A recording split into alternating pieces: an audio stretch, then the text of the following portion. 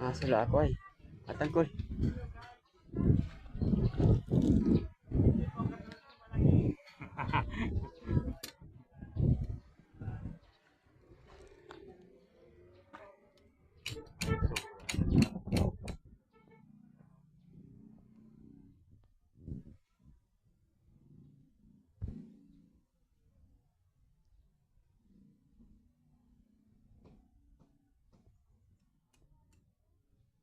Yan na yan guys. So,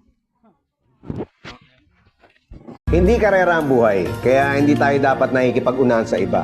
Kung lagi nating ikukumpara yung mga sarili natin sa mga taong nakakalamang sa atin, ay hindi tayo magiging masaya. May nagsabi nga na ang pinakamayamang tao daw sa mundo ay hindi may pinakamaraming pera at ari-arian, kundi yung taong kontento na sa mga bagay na meron siya.